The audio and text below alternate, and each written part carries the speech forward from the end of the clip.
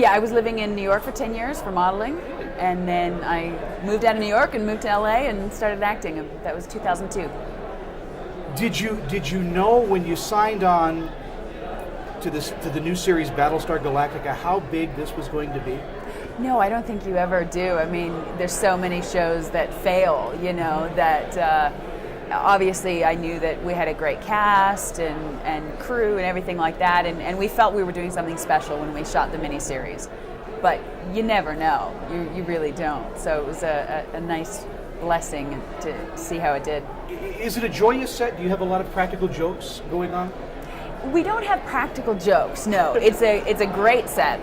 A lot of love, a lot of support, a lot of fun.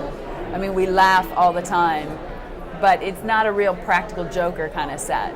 So, really? Yeah, I think the sets are so intricate and there's so many people. It's such an ensemble cast that I think it could get kind of crazy if we were all pulling pranks on each other. That's not to say that we won't someday, but at this point it's... The character that you play, Six, she is twisted. I mean, there are so many levels to her, layers like an onion. Yes. They just keep peeling off. What do you discover about her that intrigues you? I love the complexity of her. That's what intrigues me about her. I love, like you said, the layers of the onion, and you can peel something off and reveal something new, or each clone can have slightly different feelings and emotions that they've learned throughout their mission. And so it's interesting for me as an actor to try and level, okay, how far is this one different from the base model and that sort of thing. But it's a work in progress. I mean, it really is, because with series, unlike with a film, it's always evolving.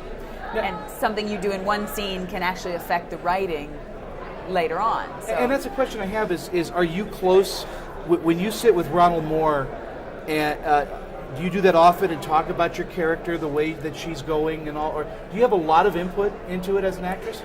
Yes and no. I mean, certainly Ron is there for questions, and David, but a lot of it is kind of just putting trust. I just trust Ron with what he's writing.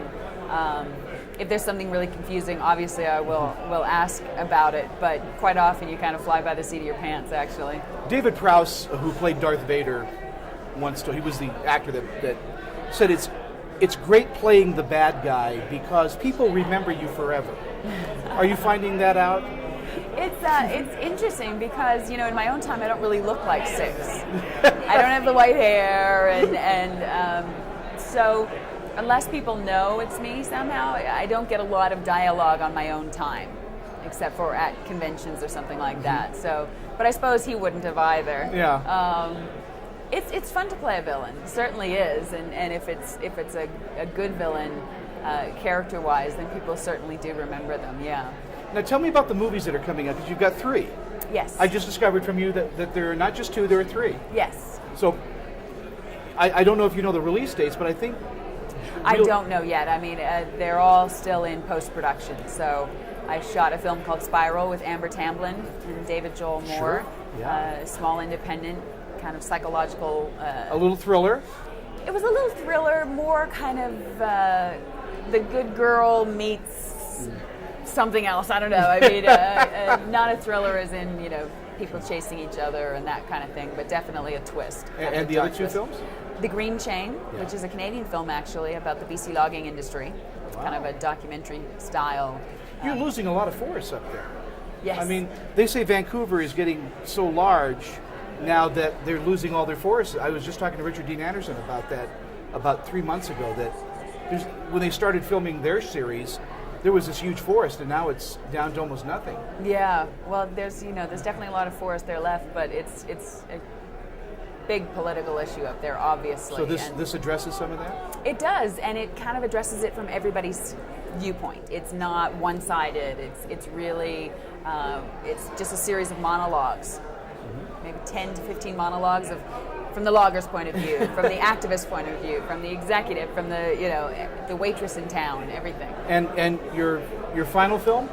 Yes, there's a film called The Genius Club with Paula J. Parker from Hustle and Flow and Stephen Baldwin, another ensemble cast piece, kind of about the state of the world right now. Wow. Yeah. Are you going to do a pie-in-your-face slapstick comedy? Would you like to? I would love to, yeah, if it was a good script. Definitely looking to expand out of the dramatic world sometime and go into some comedy and silliness and fun, definitely. I appreciate you taking your time and talking with us today. Thank you you so much. Catch Tricia on Battlestar Galactica on the Sci-Fi Channel. And I think it's going to be in syndication very soon now, isn't it? It's probably. And hopefully. the DVDs are out, so you get that. And just enjoy her. She's great. Thank you again so much. Thank you.